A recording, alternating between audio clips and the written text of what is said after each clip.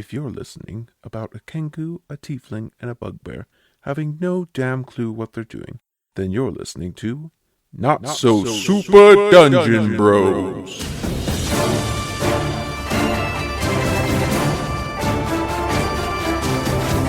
Hello everyone, welcome back to the Not So Super Dungeon Bro podcast. We are so excited. We've had a great outturn for people listening to our podcast, and we just love you and appreciate everything that you're doing.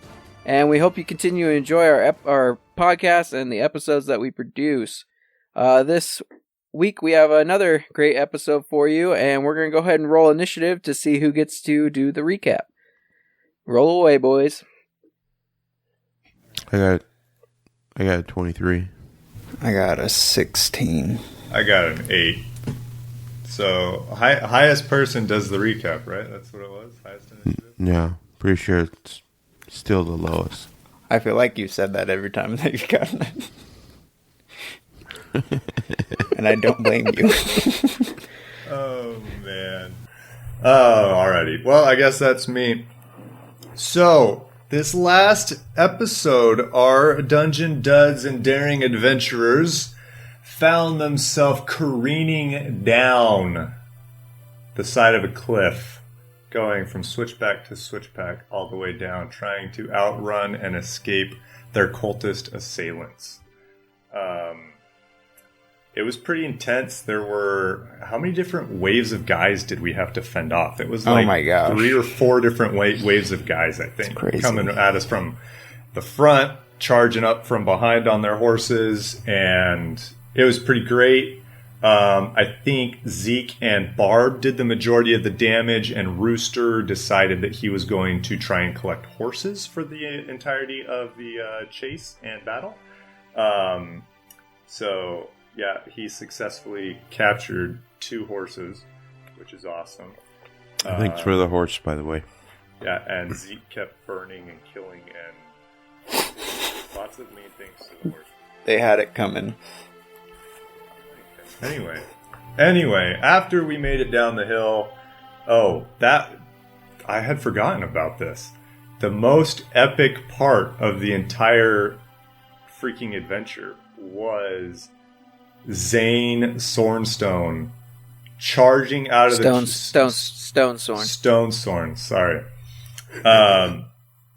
Yeah, we came down the hill, we rounded the last corner, and I think there were 20 guys just waiting there with their pikes pointed at us and no apparent way for us to escape. And Zane just came charging out of the forest, soaked in blood, tattered uniform, all of the above. And I don't even know what attack he did, but he just completely obliterated the enemy that was standing in our way. We loaded him in the wagon and kept taking off. That for me at least was the highlight of the adventure last week. But then after that, we just made our way to Eversummit, ran into Lord Florandel and his pet squirrel, Dirty Bear, along the way. And yeah, I think we're approaching Eversummit, and that's kind of... All right, excellent. Let us begin. The white stone buildings of Eversummit loom overhead, accented by the pale green stone of Mount Evermore, said to be the birthplace of all life in Evryon. The city is basked in the golden light of dawn, as merchants and workers have begun milling about to set up their wares and shops for the day. The streets are clean and well kept.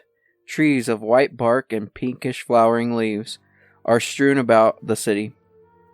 Flowers and various plants grown in pots and on the terraces are in their final summer bloom before succumbing to the autumn transformations.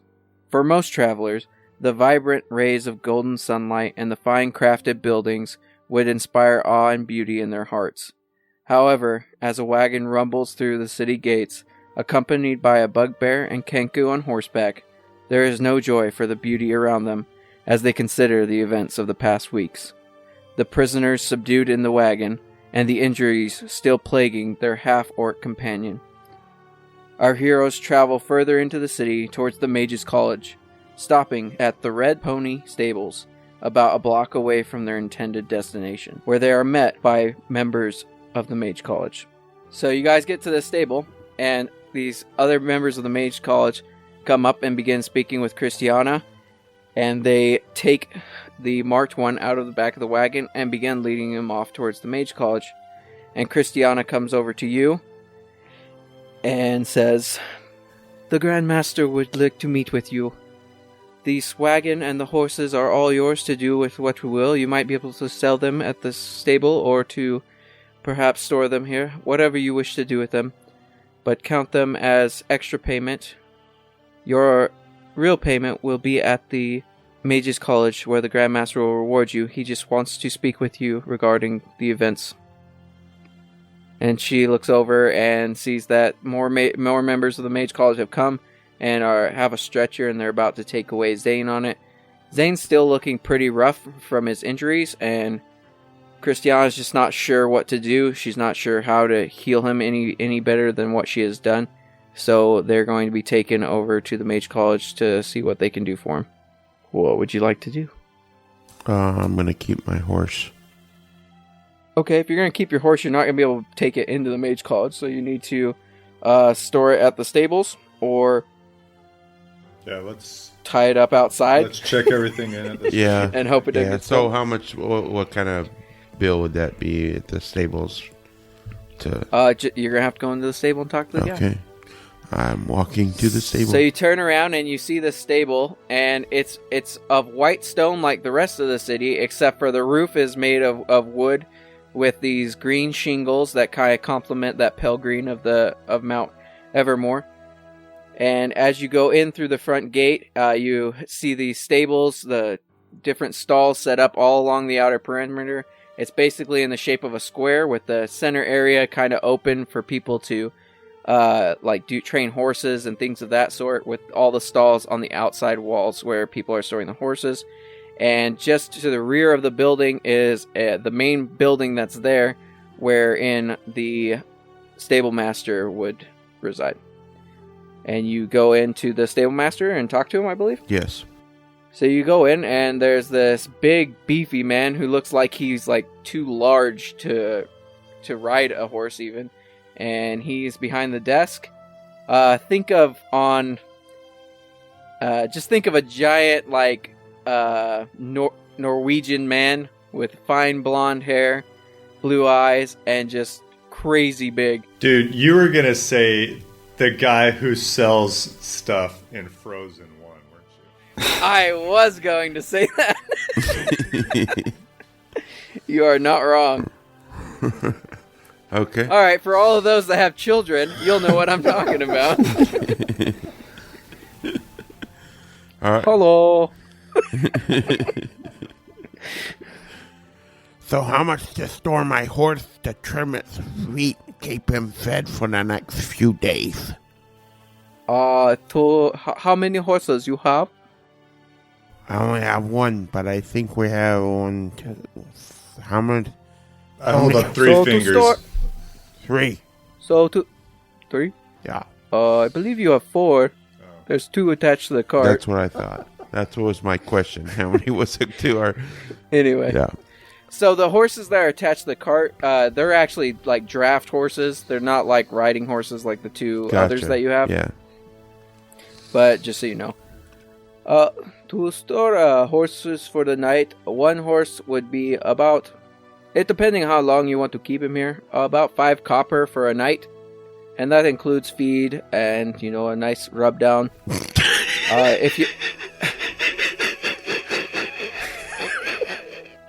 That's No, the thing! that's- People rub down their horses! That's what... Wow, we're never gonna finish recording. Oh my gosh, we're never going to finish this podcast. Don't rub down my horse. You can brush my horse, just don't rub him down. I work with idiots. Alright.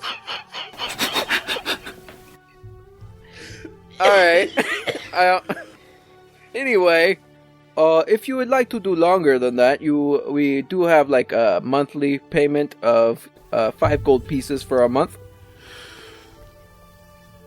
Okay. Just depends on how long you want to store them. Or you can leave them here and come back and pay. But if you go over 15 days without paying, we will sell the horse. Okay, so first of all, do we have any inclination on how long we're going to be in this city? I don't know, do you? I don't know. I don't know. Are you planning on staying? No, I mean, was anything else planned? Are we going on an expedition, or was this the end result of you? I mean, you haven't talked to the Grand Master. I don't know what you guys' plans are. So let's just get it for. Let's just do the nightly. Is there any additional cost for the wagon? I kind of point at the wagon and ask. So, are you looking to sell the wagon or store the wagon? I also have a proposition. If you are leaving the wagon here, we do have people who like to hire out wagons for transporting things around town or between towns, and we could actually strike up a deal where I gather the business and they run the cart, and basically you'll take a profit from the exchange. Also an option. Yeah. If you're planning on leaving your wagon here. Well, could we just leave the wagon side of that with you, and then you store our horses for free and keep that profit? Well, how long are you planning on storing your horses would be the question. Let's say for 1 week, and after that we'll start paying. Yes, I could do that. Does that sound good to you, Rooster? Yeah, I nod my head. Okay. Hans, Freud! And two guys come out. Two guys come out and they go and grab your horses and take them over to a stall and begin feeding them and getting them all cleaned up. Did we catch this guy's name, by the way? No, you didn't ask. I am Geoff.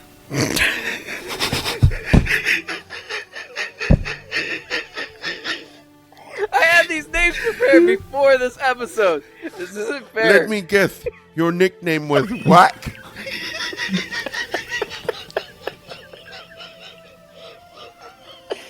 I apologize to everyone who ever listens to this podcast. Oh, man. Crap. I apologize. I have a cold. We are quite insane. Oh, jeez. All right, let's leave. Let's go to the Grandmaster unless Zeke's got something else. If you have any issues, you may speak with me or one of my brothers. Auf Wiedersehen. Oh, he turned German in there at the end. I don't know. Oh, shoot. All right. Are you guys leaving the stables? Let's go.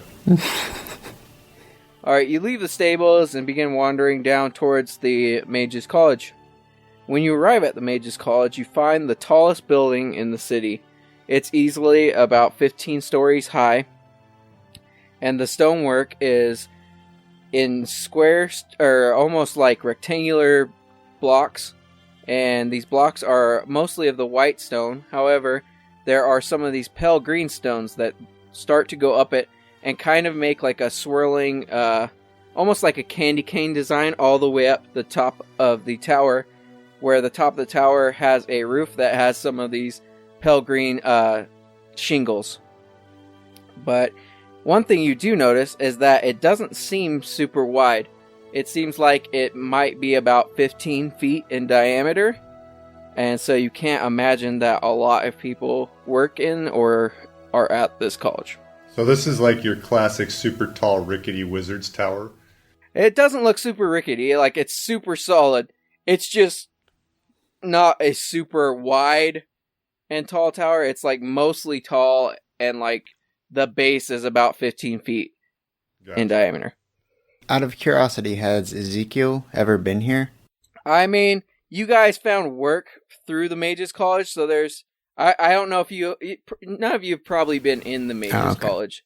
So there is like a small little building off to the side that has like, it seems like or that's where you guys would have done like your contracting to strike up your deal and stuff before you headed out. But you guys really had no reason to go into the Mage's College. You don't really, your magic isn't really their type of magic that they study. So Yeah, you probably haven't been in it before. Okay. No. Actually, no, you haven't been in it before. Okay. There we go. Okay, you walk up to the door, and you are immediately allowed entrance by the guard that's standing outside, and he just kind of sees you, and he knows that he was told beforehand that you would be coming, and he opens up the door and lets you come in. As you enter, you're very confused, because you look around, and the inside of this room is easily 40 or 50 feet in diameter. Much larger than it is outside. It's kind of like in a building and like a big skyscraper, how there's the lobby area. This is how this floor is kind of set up. You have a front desk with a countertop towards the rear of the building with a few people dressed in some of these fine white robes with some embroidery in blue on them that are writing in books. And then you have a few other people just milling about and talking with one another. And as you are doing this, you see Christiana comes forward out of a side door and comes up to you. The Grandmaster will see you now if you are all ready. Yes, please show us the way. Okay. She takes you into the side door, and you guys begin the long trek up some stairs. And you climb and climb and climb. You've probably gone almost to the top of the tower when she leads you to this passage. She stops at the door and knocks, sticks her head in, and then opens the door for you all. And you are all admitted into this room. This room looks almost like a throne room. It's not as big as the base was. It's not that, 40, 50 feet in diameter. It's about a 20-foot diameter room, circular. And there is a ornate chair in the far wall.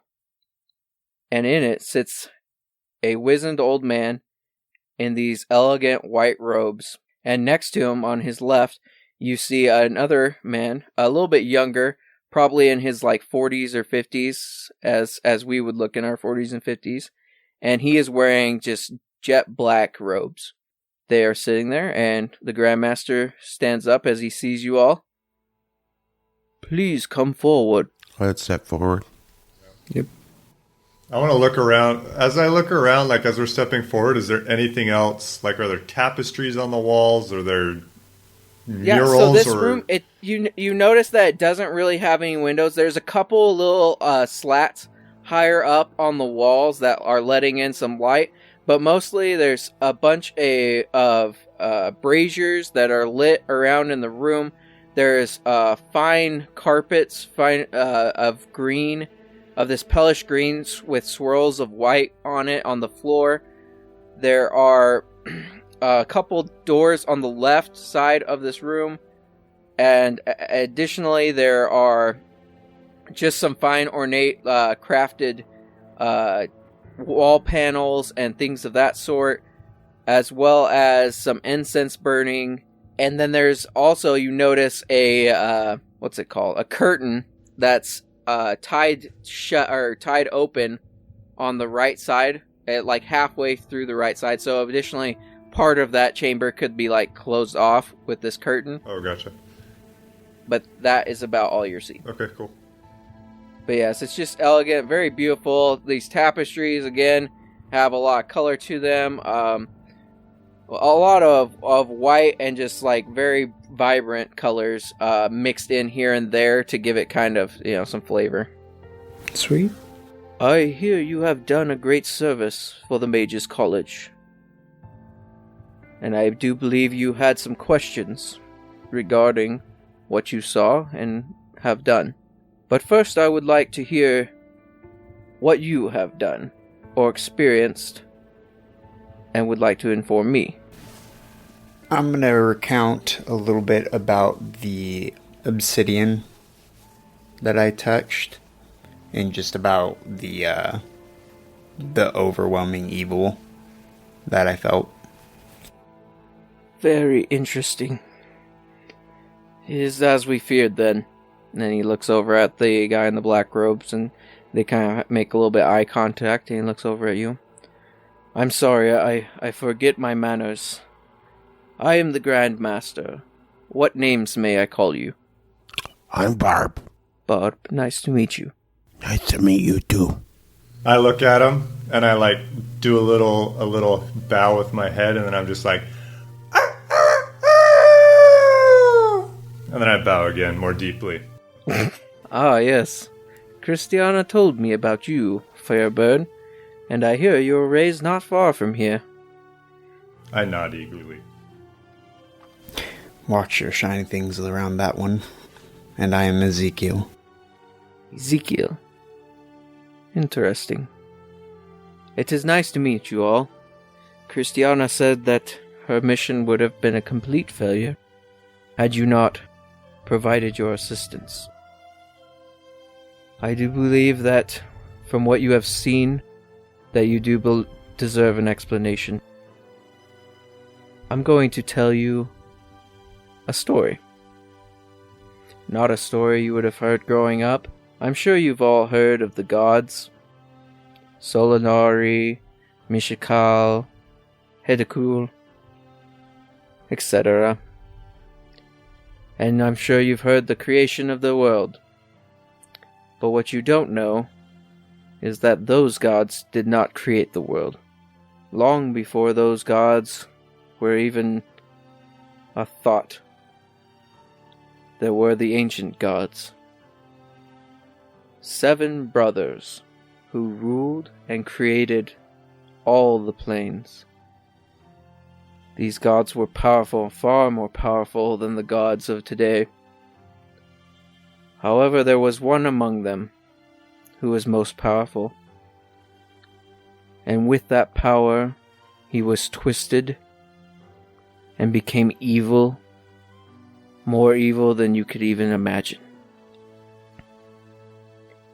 He sought to steal the power that his brothers shared with him, and to take it for himself.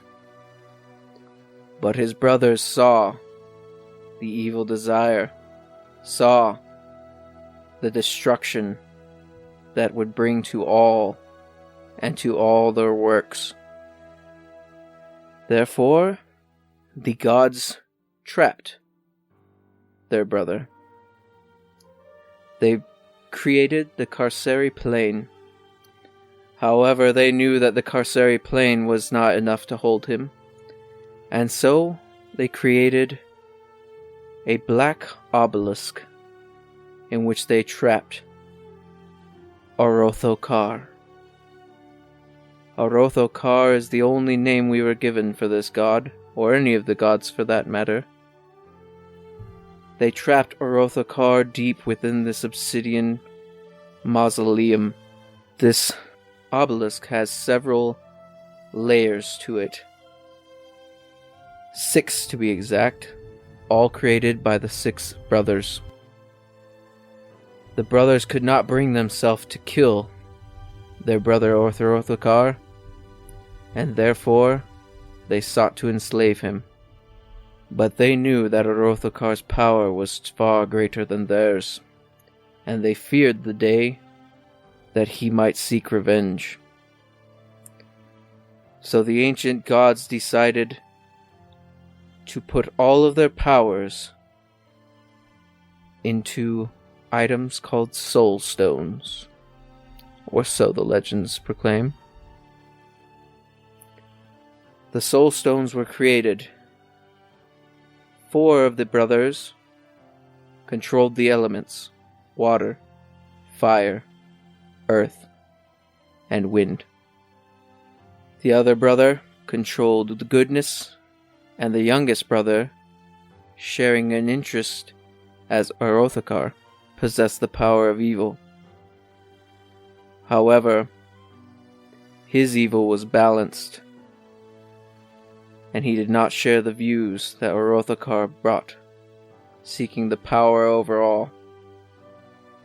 Their souls were captured in these soul stones, and they were hidden in various planes. When these stones are united, it is said that it would be powerful enough to have a chance against Orothokar.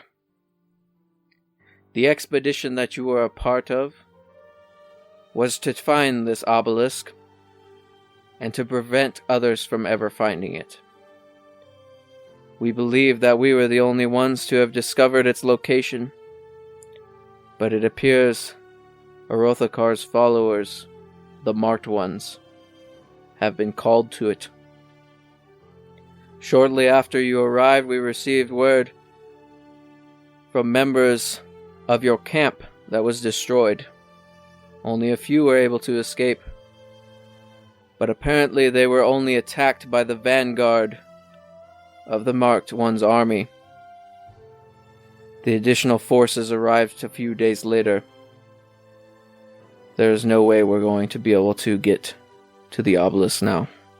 This may seem of a tall story, a tall tale, but I can assure you, this is more serious than I could have ever thought. We are left with only one option, and that is to kill Orothokar. His Marked Ones are even now working to break through these layers and free him. We do not have a lot of time, and I do not have a lot of options. Now you are more aware of the situation that plagues not only this plane, but all the planes. I wanted you to be here when we questioned the Marked One, but I knew that I would have to give you some background information if you were to be able to follow our conversations. Do you have any questions before I begin speaking with the Marked One? No. And the Grand Master signals over towards a door that open up, and guards carrying the Marked One come marching in. You all move over to the side wall and are out a little bit out of the way, and he's placed in the center of this carpet facing the Grand Master. Remove his gag and his blindfold. And the gag and blindfold are removed. And the Marked One peers around looking at everyone. And you can just see pure malice in his eyes. How far are you in releasing your master? The Marked One stays quiet. Answer me, slave. The Marked One looks up at him. I am no more a slave than all the world is a slave to the magics. Orothokar will come and enslave all. But don't listen to my word. He wishes to speak with you. And immediately his head flows backwards, and his eyes roll back in his head, and then his head snaps forward, and his eyes burn with like a fiery red flame. And as soon as this happens, I need you guys to make a perception check. 4. Alright, 11. 14.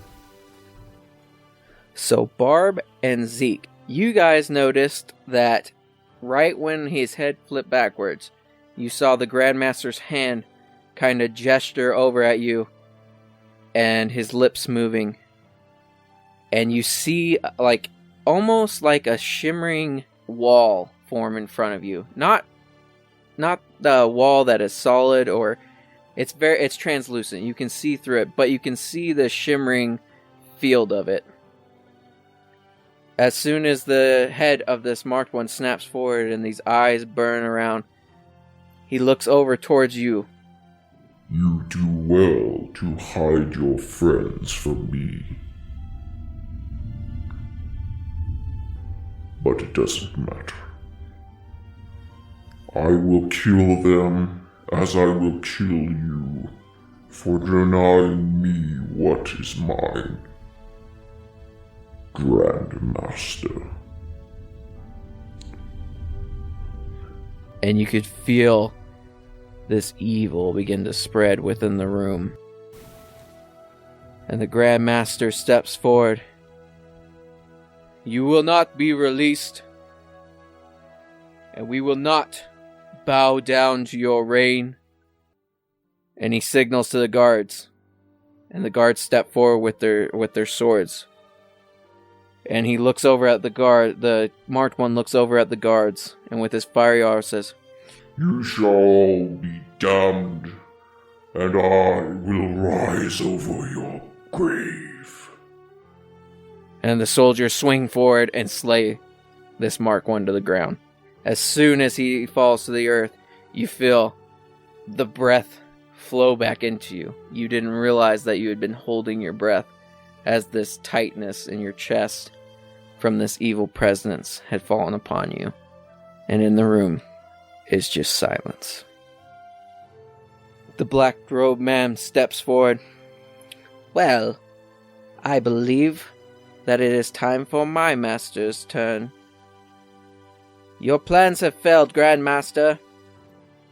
I will take the armies to the hills of Blackstone, and I shall try to prevent it. You can seek out these soul stones that no one knows where they are, but my master has plans to strike these. That is the only way that we'll be able to stop the marked ones. Your plans have failed, but I will not fail my master. And he walks towards the door, and he looks over at you, Zeke. Interesting. And then he keeps walking, and he walks out the door. And the Grand Master sits down in his chair. You can just see that he's stressed and feels like he's carrying the weight of the world on his shoulders. And he beckons you all to come forward again. Well, he's right, and he's wrong. Our only chance is these soul stones. I know that you do not owe your allegiance to me or to any, but you are part of this world, and this world needs heroes. Christiana. And Christiana pokes her head in through the door. Bring the payment. And she comes forward and she has this chest. And this chest contains your gold. It has in it 3 different bags with the amount of gold. So it has the 2,000 gold, however you all want to split that. And then it has the 3 separate bags that have 170 for Bard because he spent the 30 with the Lord Florandel, and then 200 in each of the other bags.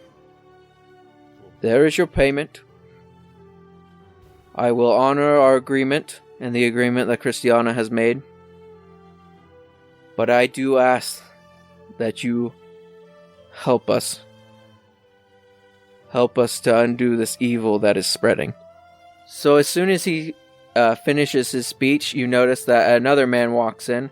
This man is dressed in the white robes as well. Not as fancy, obviously, as the Grand Master, but he looks kind of like an advisor. Someone who kind of looks important, but not as important as the Grand Master, obviously. So what would you guys like to say to his request? Oh, I would step forward and kind of puff my chest out a little bit and say, I'll help you find those stones. I'll help you fight this evil. Thank you, Bob. I just look over at Zeke, waiting to see what he does. You're asking us to do some things that are rather foolish to our mortality. What is in return for us? Besides not being destroyed along with this world. I can take my chances. You lot can go and do this yourselves, or... You will be well compensated for your actions. I'm always in it for the deal, so... Alright. Very well. Can I approach him with like a pad and paper? I don't know how I'm gonna communicate other than with paper. You can talk. You can talk.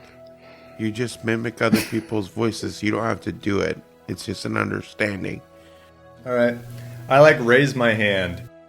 So I raise my hand, and as he looks at me, I'm just like, "Hello there! What are the logistics of this actual quest? How do you suggest that we go about finding the soul stones?" Well, my fine feathered friend, we believe that the elemental soul stones are hidden within the elemental planes themselves. That is where we suggest starting. Now, of course, we are all trapped here with the convergence. However, and he looks over at the advisor. Robin, have you found... And Robin, in case you guys were wondering, was one of our 5-star raiders who left us a review. So thank you, Robin. Woo, thank you, Robin. Sweet, Robin. awesome. Right? Robin. I forgot what I was going to say. Brave, Alright, Sir Robin. Robin, have you found the dwarf? We have found the dwarf, but there is a complication. And an eyebrow raises on the mage Grandmaster. The dwarf seems to have been imprisoned at Fourstone.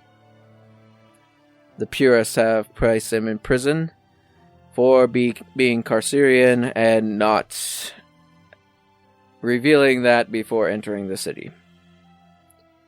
Interesting. Well, my friends, what we have here is the only man that seems to know how to get off of the material plane. Out of Evrion, for that matter. This dwarf, Mr. Haldor, he was entrapped on Carceri. However, before the convergence, he found one of the teleportation circles that took him to the Earth plane. And from there, he was able to return to Evrion.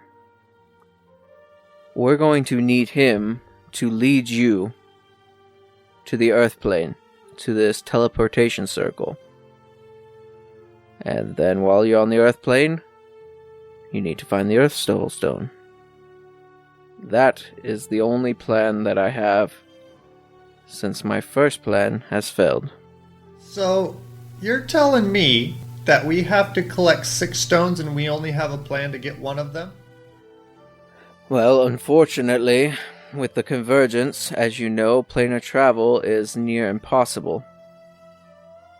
However, we do know that there were these teleportation circles hidden throughout Carceri that may or may not be guarded.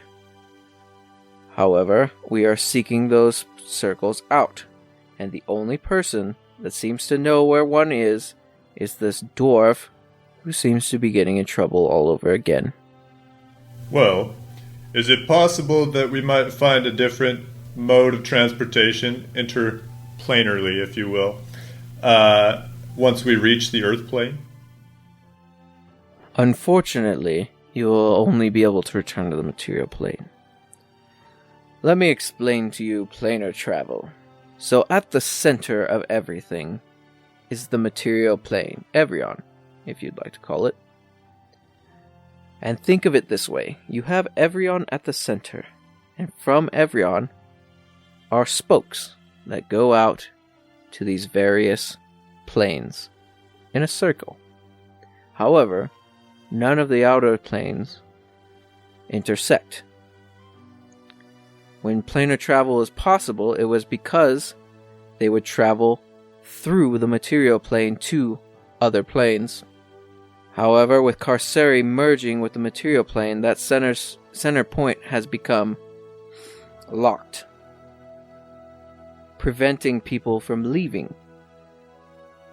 So the only way to get to the other planes is by finding the correct teleportation circle and moving from there. I'm afraid no teleportation spells or artifacts that we know of have enabled us to travel out of this plane. And how did this dwarf manage to find one? While he was trapped on Carceri, he... I don't know for sure. We just know that he did it. Now, what is the likelihood of me finding life in these other planes? Life? What do you mean? Like other inhabitants?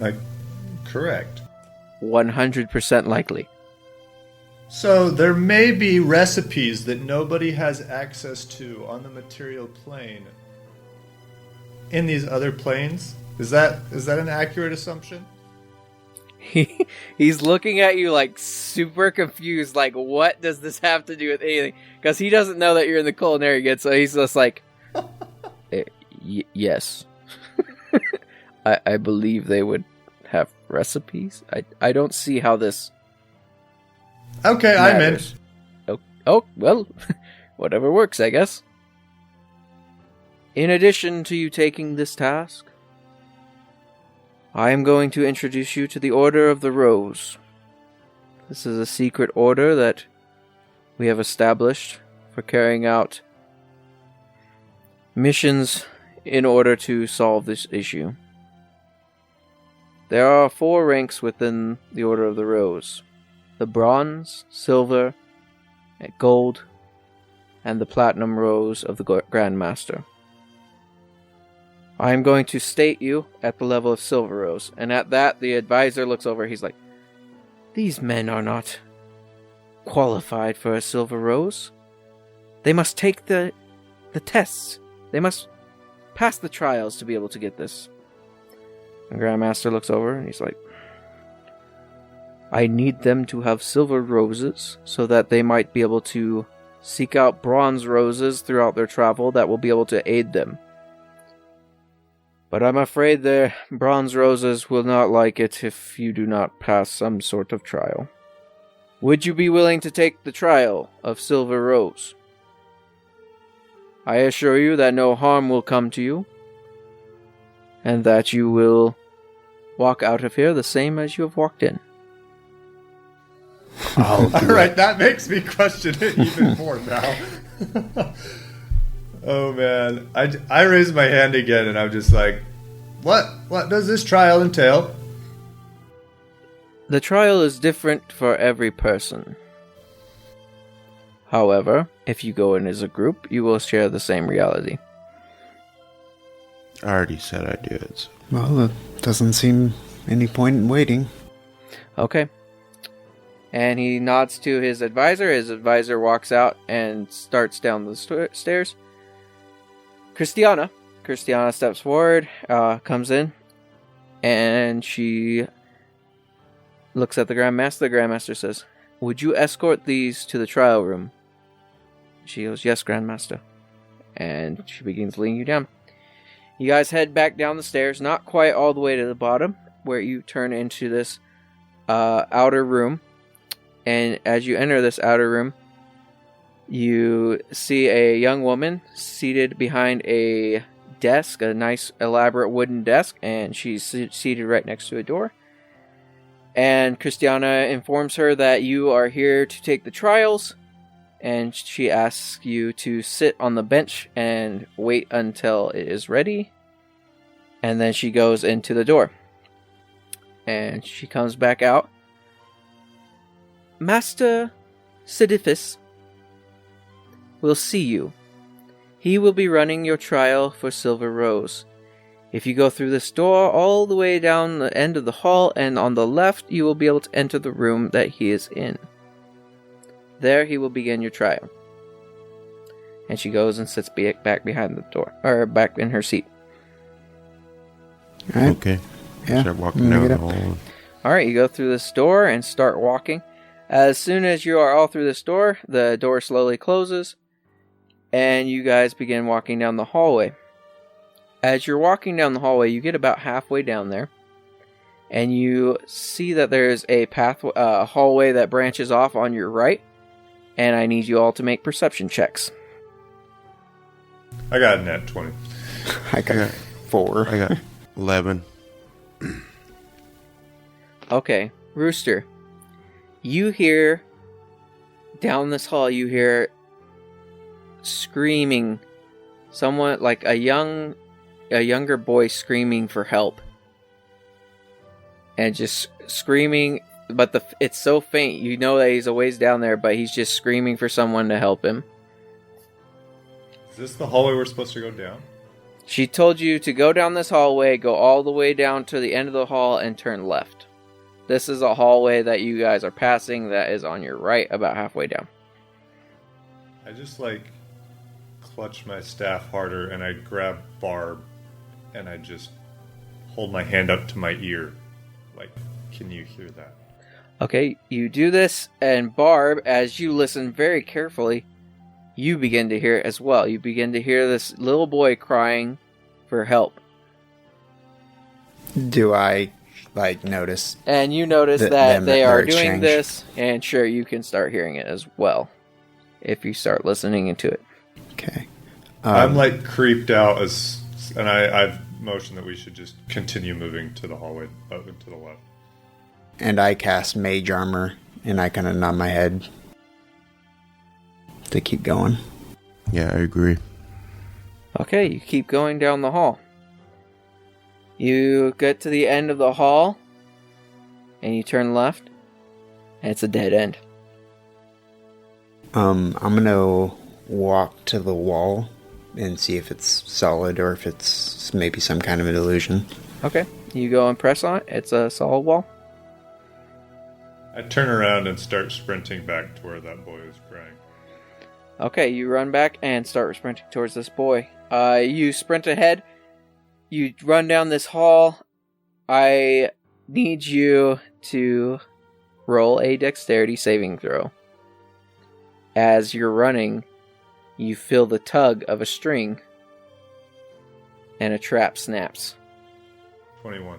Alright, so you feel the snap, and your senses are kind of in a heightened state. You feel this pressure on your leg as your foot triggers this rope, and this beam swings down, and because you're so small, you're able to duck down and get lower even faster, and this beam swings right over your head and goes right up into the ceiling and then latches there. And you have just dodged getting thwacked. But you can still... Did the other guys see that? They're a little bit behind. They probably saw it. I don't know. Were you guys following him, or...? I would have probably kind of went after him, kind of okay. Stop. So you guys are following. You saw the beam go, but you saw that it missed him. Now, Rooster, you can hear the boy calling even louder. I turn around and motion for the guys to come, but watch out. And then I turn back and I start heading toward the boy again. Okay. So you enter this room. It opens up into this massive little chamber. It's about 20 feet by 20 feet. The first thing you notice is there is a boy who's tied by the hands, and he's basically tied against the far wall. And he looks like he's, like a little street urchin in these dirty clothes. And he has a blindfold. And over on the right side, you see a desk. On this desk, you see a very expensive-looking amulet, along with some papers scattered about it. At this point, Barb and Zeke catch up to you. So Barb and Zeke, you see this as well. I kind of take a sigh of relief because I see that the boy is not in any immediate danger, and I start to look around the room for anything other than what you just described. Okay, go ahead and roll a perception check. 7. So no, basically that's all you see. Again, it is just a 20 foot by 20 foot room. It's a square room. You see this table off to the side with these notes scribbled down on it. It's not in a language that you recognize, but you see, you see this expensive looking amulet. It's got a nice ruby red gem in it with gold that encases this ruby. Additionally, let's see, is there anything else you see? No, not with 7. Okay, how is the boy... Where's the boy at again in the room? He's on the far side of the room, tied to the wall with his hands kind of tied together and above his head with a blindfold and just kind of crying out for help. Is it just a knot or is he chained up? It's rope. It's not chains, but yeah, he's basically has hands tied with rope, and then the rope goes higher up on the wall and is tied to a link up above. Okay. I have a question. What's that? Could I try to untie the ropes with Mage Hand? You can try. Yeah, okay. you could try. Okay. I'm going to cast Mage Hand, and I kind of reach my hand forward, and some black smoke kind of comes off of it and comes into the shape of the hand, and then just slowly goes invisible, and then goes over to the knots. Okay, go ahead and roll Arcana to see Arcana. if you're able to do this. Okay, I am not good with Arcana. 12.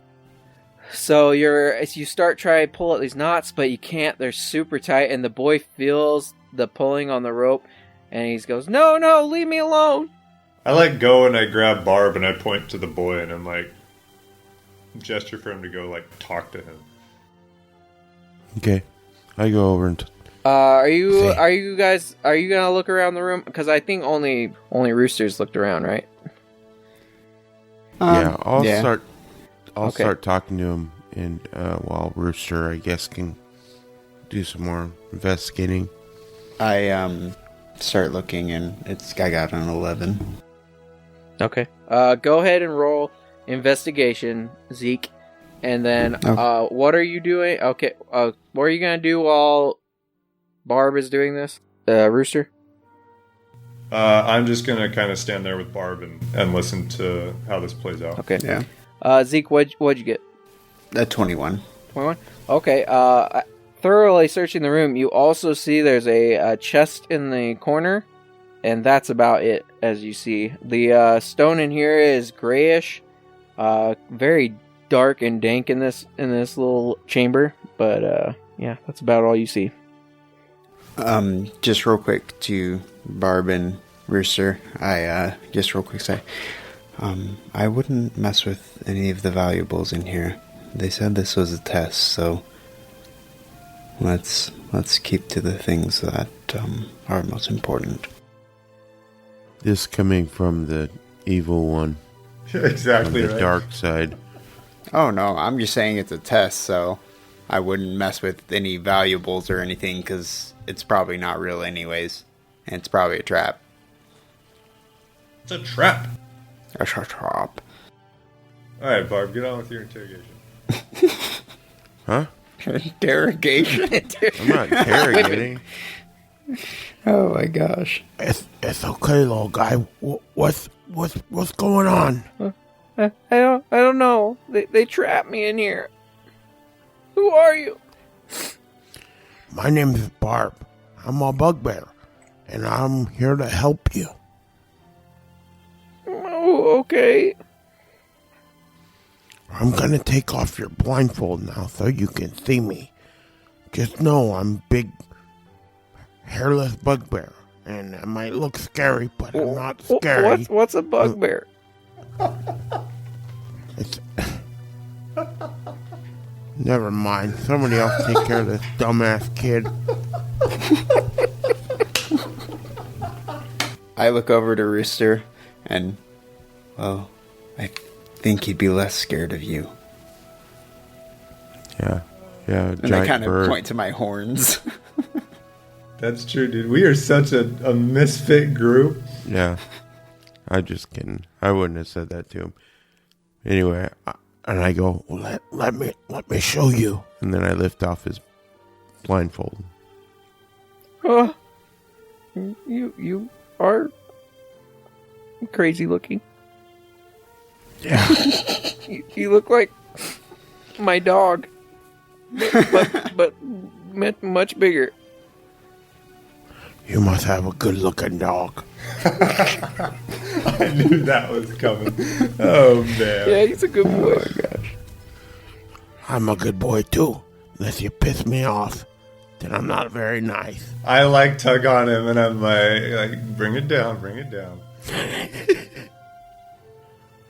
But keep Are you going, gonna keep let me going. go? I don't know. Keep what going? Are you gonna let me go? Of course we're gonna let you go. Let me figure out how Okay, I grab his wrists before he goes to actually let this kid go.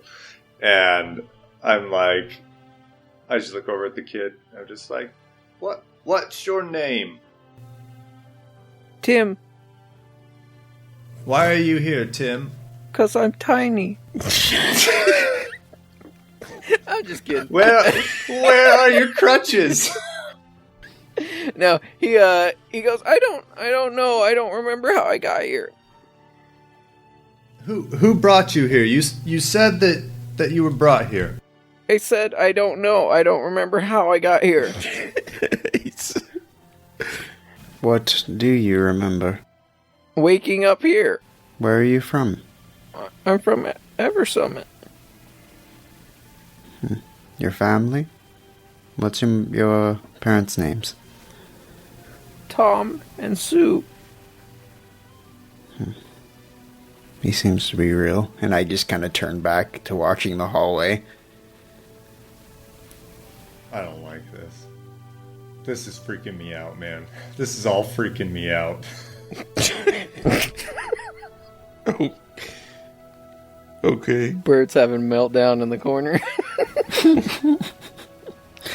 Don't get your feathers I want to go over and read the notes that are on the table.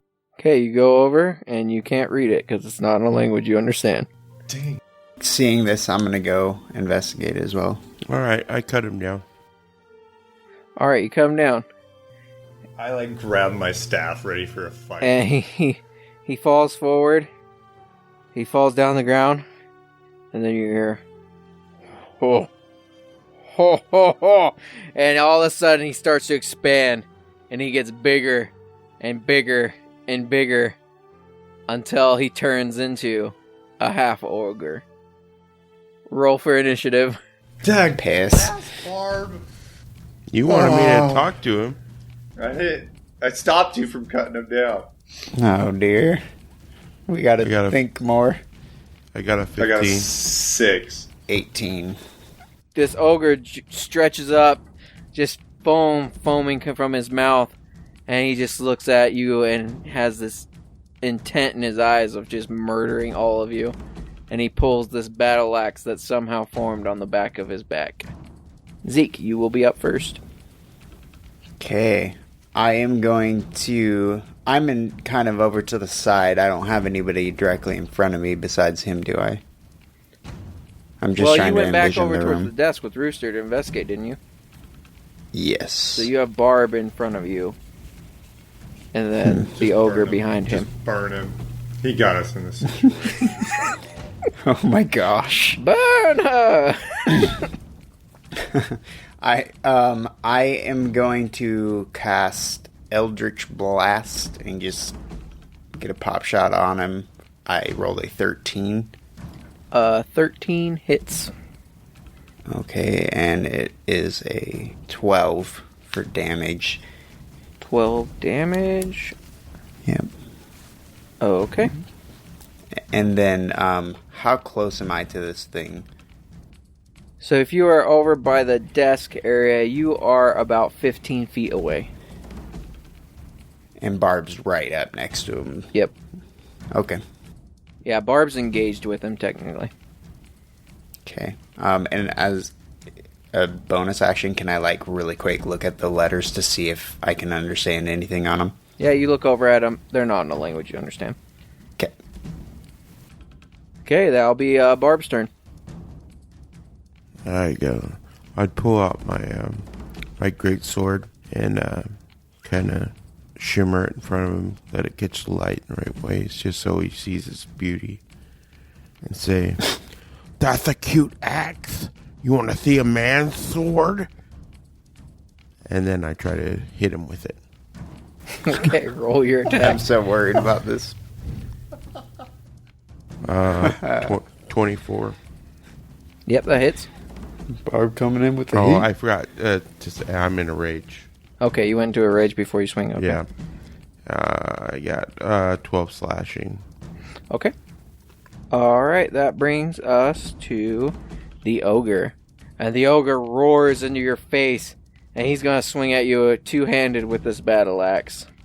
And he rolls a nat 20. And, oh my gosh, 29 damage. Holy crap. Are you still up? I'm hurting. How much health do you have left? I got 7. Nice. Alright, and that will be his action. That will take us to you, Rooster. Alrighty. Oh my gosh, did he get max damage? Oh no, he didn't. Oh dear. How hurt does Barb look to me? I mean, I'm he freaking- has 7 health left. Yeah. My balls are on the ground. What does that even mean? It means like I'm so my close gosh. to death, they're dragging. Because you're old now? Yeah, so he That's took how this that works. he took this sword swipe from Barb right across the face, and then he just looks at him and swings this battle axe and just sticks it right into the freaking shoulder blade of Barb. Oof. And now, Rooster, what are you gonna do? Did you say that... I'm trying to remember combat rules. If Barb is up, can I run over and give him a potion as a bonus action? No. It costs an action to administer a potion. It costs a bonus action to do one for yourself. Alrighty, well, I guess I'm going to go give him a potion then. 10 health back. 10? Yeah. Alright, thank you. I imagine you And just then- running up and splashing it on him. Just throwing the... Just on potion to his side head. where the axe hit, just splashing it all over. This'll help. As a bonus action, because I have plenty of movement, can I interact with the table? Sure. What are you wanting to Or not. What are you wanting to do at the table? There's an amulet and a box on the table, right? There's an amulet. The box is over. The chest is over, like on the side of the wall. But was the amulet like in a container? No, or it's was it just on sitting the. It's just on the desk.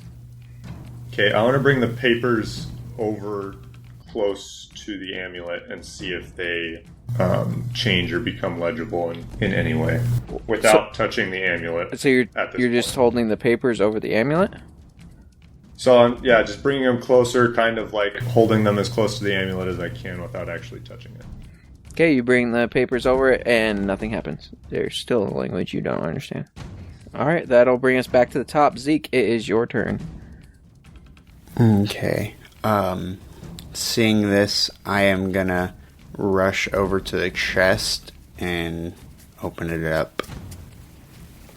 You run over to this chest, and as you go to open it up, it snaps back at you as you have just interacted with a mimic.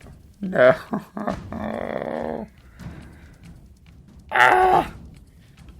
Okay. Is that my turn or? No, so that wasn't. It didn't cost you an action or anything.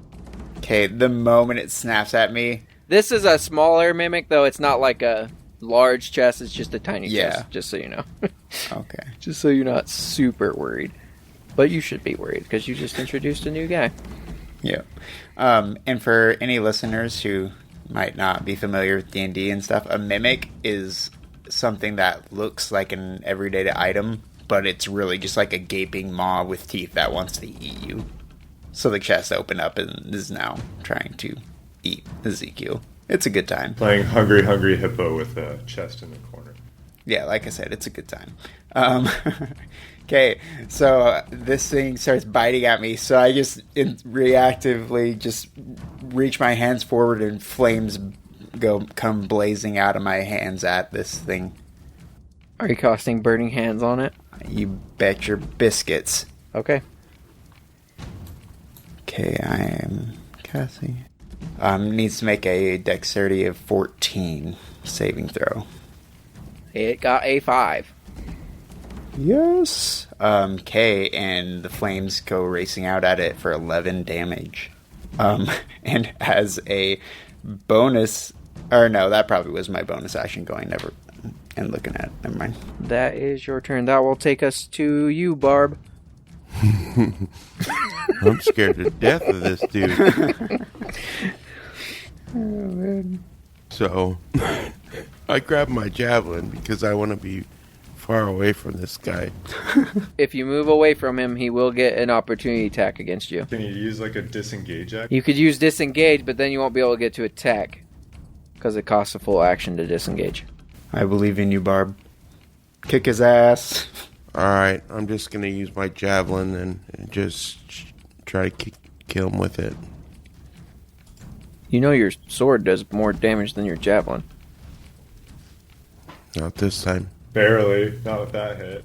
Nope. All right, what'd you get? What'd you roll? I rolled 21. Okay, and how much damage? 10. 10. Alright. You're in a rage, Danny, so... Oh, do I add 12. the 2? Yeah. Oh, I should have added the 2 for the last one then, too. Okay. The great Okay, sword then. should have been That's fine. 14. I got it.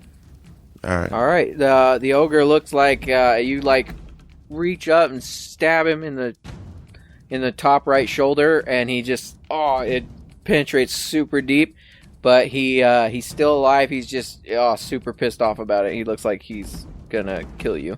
And that'll bring us to the ogre turn. Unless you have anything you want to do with a bonus action. Bonus action, I would call. I would ask Rooster to pull out that dart that he has.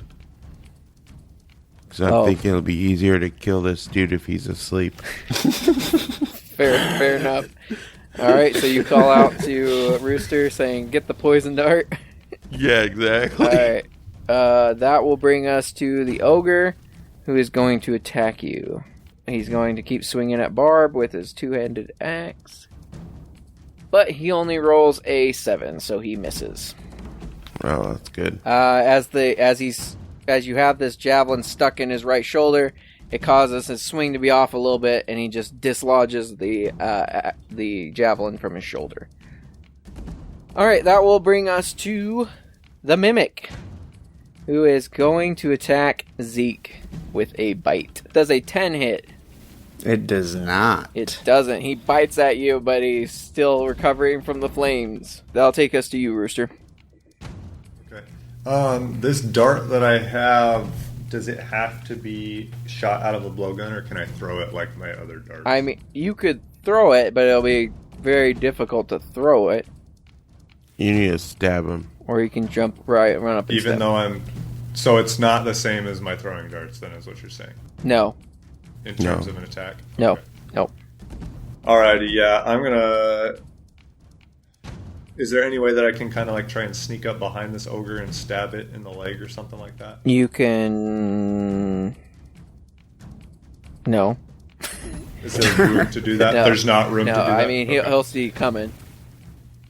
Because he's Right. he knows you're there, so... And he's You can wielding his, could take a hide action, and try to hide and then sneak behind him, but you won't get to stab him this turn. You would be hidden and then stab him on your next turn. No, I don't have time for that. Alright, I'm going to run up at him and try and stab him with this sleeping dart. All right, go for it. Just roll dexterity. 11. 11 is not going to do it. So you swing at him, he just moves his leg out of the way and growls at you. Are you doing anything for your bonus action? Swing again. I don't think I could do that. And I'm engaged with him now, right? Yep. Alright, I'm going to use a key point and do flurry of blows. Okay. So that'll be 2 unarmed strikes. First one, 24. That hits. For 4 damage. 4 damage. Alright. He's looking pretty hurt. And then a 7 for 4 damage. The 7 misses. Alright, that will bring us back to the top. Zeke, you are up. Alright. I am gonna cast Burning Hands on this thing again because I really want it to die. Alright, go for it. Okay. Let's see. So DC 14 saving throw. He rolled a 6. Okay. So he takes 13 damage. 13 damage, alright. Yeah, dark this flames thing, burn the out. wood is like crackling on him. He's not looking good. Thank goodness. Alright, that will take us to Barb. Alright, can I get the dart from Rooster? Yeah, you could do that as a bonus action. Okay, I'd get it and then I would try to stab him with it. Okay, roll dexterity. 19. Alright, you stab him with it. He needs to make a constitution save. And he rolls a nat 20. The sleeping dart does not work. But And now it's been used. you do a point of damage. And now it's been used. It's coated in ogre blood. That was your action and your bonus action, so that will bring us to the ogre, who is super pissed that you stabbed him with what looked like a little needle to him, and he's going to swing at you again, Barb. 20? Yes. He does 8 points of psychic damage. And that will take us to the Mimic, who's going to attack Zeke. Does a 16 hit? Oh dear. Yes, it does. Okay, he does a total of 12 psychic damage. Oof. Big oof. Alright, and that will bring us to you, Rooster. Alright, I am going to punch the crap out of this Okay, 17 for 5 damage. that hits. Rooster, finish the ogre. Alright, after he... He was super hurt. If you would have just attacked him with a normal attack, you probably would have killed him. He literally had 5 health points left after you stabbed him with the one. I wanted him to be asleep when I lopped off his head. I'm sorry. Anyway, as he goes to strike, and he struck Barb just before this, I jump off of his leg and off of Barb's shoulder, and I do like a flying punch to the side of his head. And apparently I'm a lot stronger than I think I am, because my hand just goes straight through his temple, and I pull it out, and it's just covered in like ogre brains and blood. You do that, and as he falls to the ground, poof, he just disappears into dust. Does the blood and stuff disappear off my hand? Yep. All right, Zeke, you're up. Okay, and once again, I'm just gonna look at this stupid mimic, and I'm gonna attack it again. 21 to hit.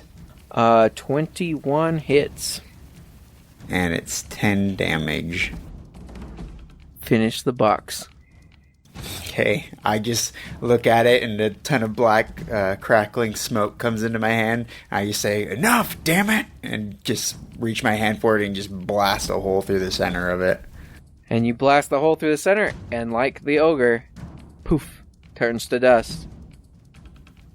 You are out of combat. All of a sudden, actually make perception checks. 10. 2. 23.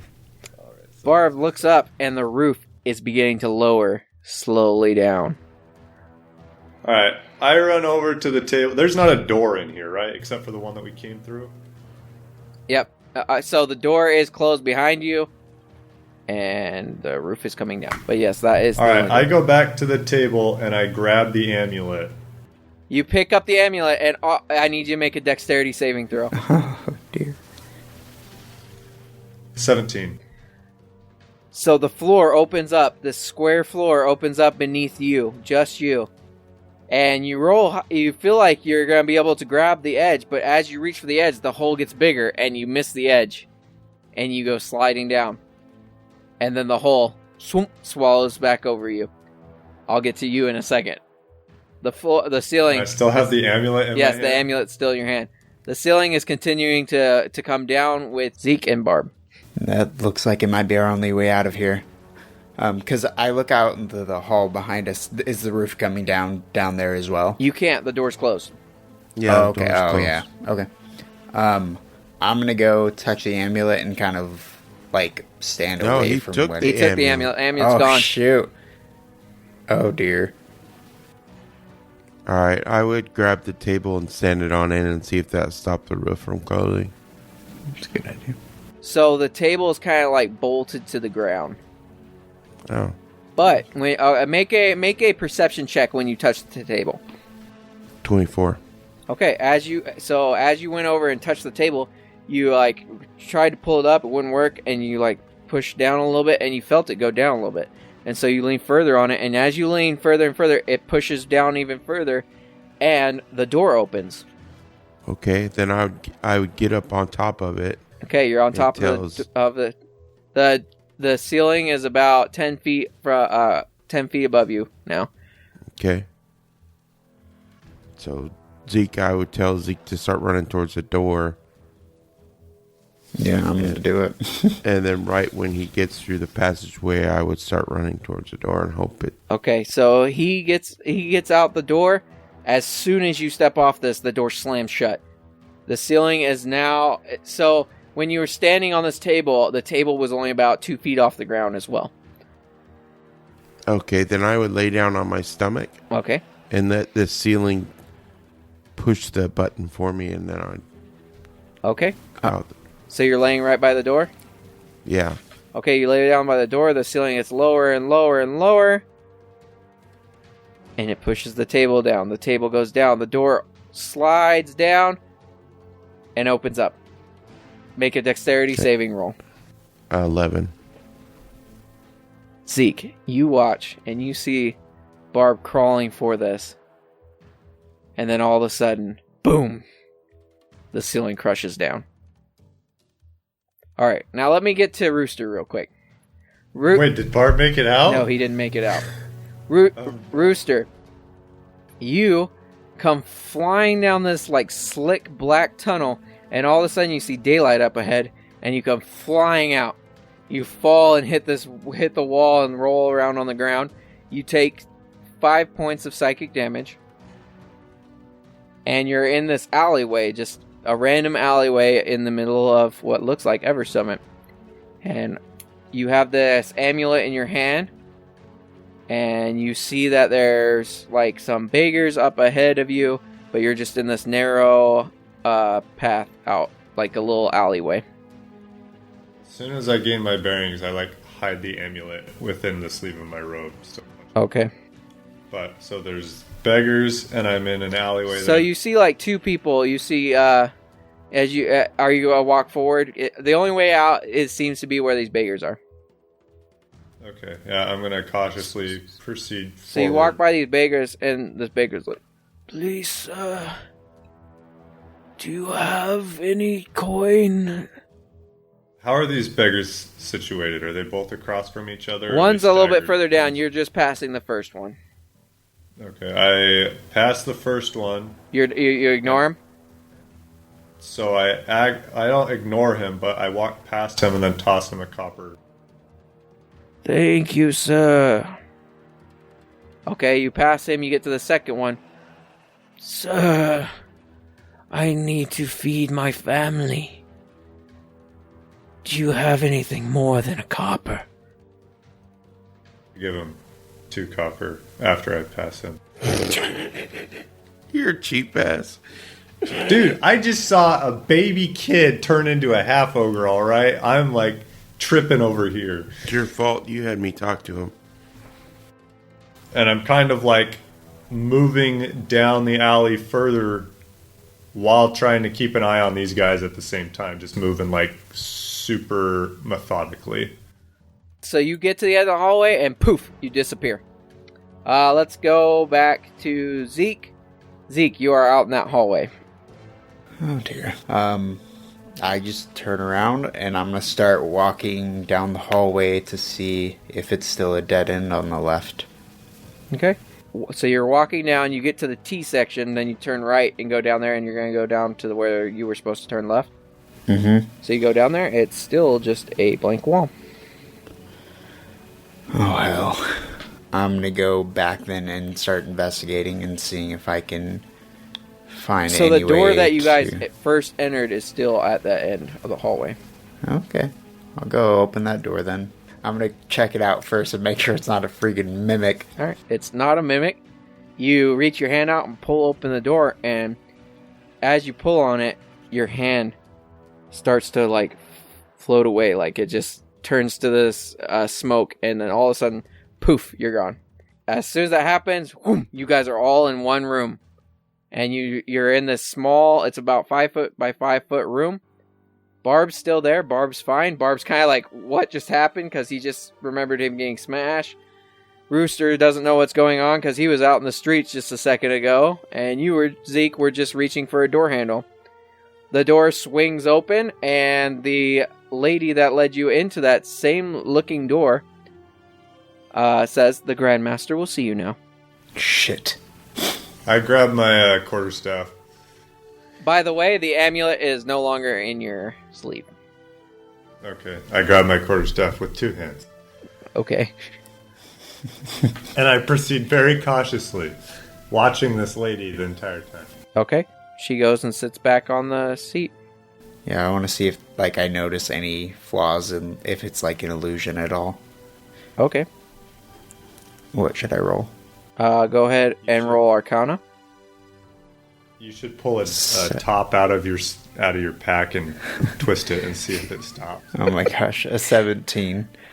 You are no longer in a illusion or, yeah, whatever you want to call it. You're no longer wherever you thought you were. Okay, I convey that to Barb and Rooster. I'm not convinced. I'm still freaking out. Okay. You guys head back up the stairs, and you head back to the Grandmaster's room. You get back up there and open the door. The Grandmaster's sitting there.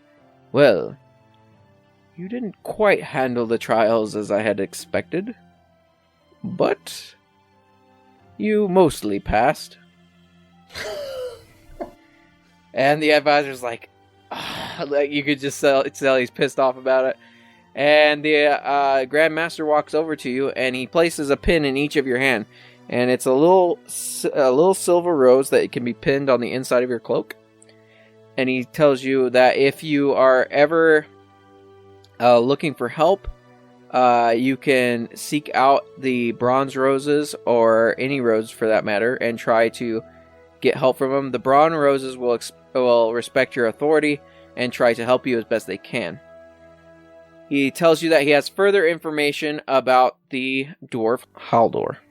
Can I ask what the process is to further advance among the ranks of the Order of the Rose? He says that given time and experience, the gold rose will be given to those who merit it. I'm gonna ask as well what kind of resources and stuff we have at our availability, like Disposal. yeah, at our disposal. Well, I'm afraid that the master that you saw in here earlier has plans to move an army to the foot of Blackstone Mountains to try to slow down the progress of the Marked Ones. So we do not have an abundance of resources, as now we have to fund an army. However, these bronze roses that I spoke of are throughout Evrion and in Carceri, and there is at least one bronze rose at every city that will be able to help you. As far as the news of Haldor, we have a bronze rose that is actually working within the prison that he is incarcerated in. However, he will not be able to release Haldor, as he is kind of undercover in a purist city. Now, you all know that purists are actually people from Evrion, from the material plane, that are against everyone that's from Carceri. Basically, they believe that Carcerians were basically murderers and robbers and stuff of that sort, and that they shouldn't be allowed into this plane. And since the emergence of these planes, they seek to get rid of or remove the Carcerians from their lands. And this city's quite the same, that they do not wish to have them around. Like, to the degree that they will kill them, or like... No, not to the degree that they would kill them. Just, I mean, there are groups like extreme purists that will kill Carcerians whenever they see them. But within the city, it's a little bit different. It's not illegal for Carcerians to be there, but if they do not register with the city guard before entering the city, that they can be imprisoned. And they have magical ways of determining whether you're Carcerian or not. That's just plainest.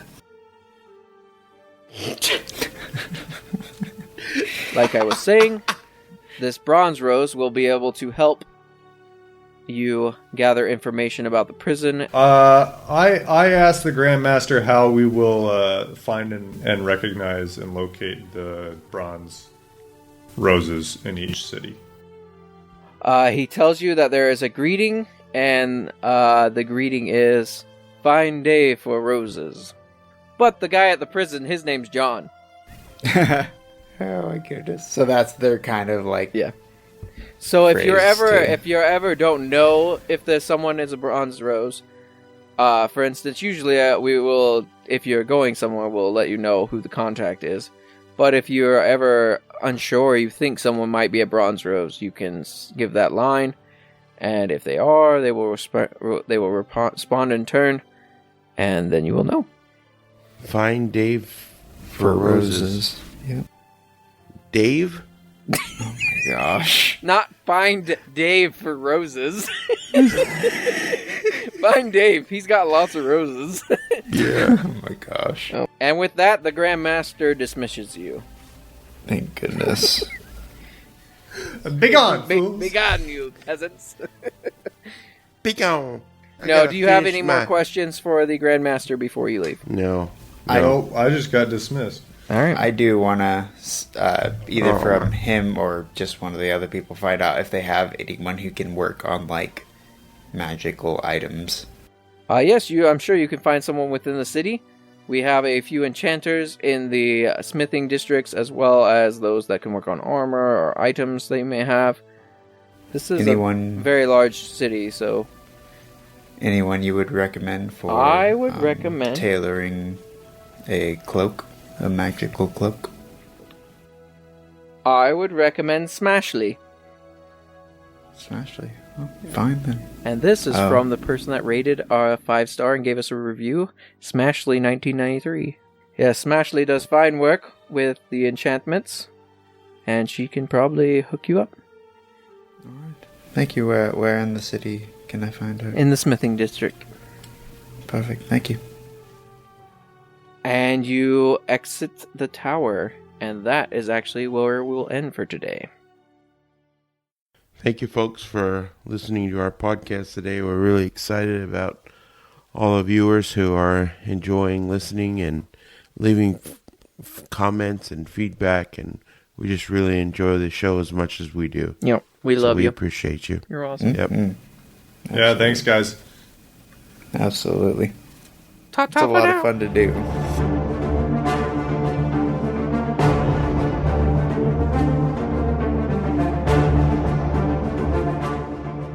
Hey guys, we hope you enjoyed the show.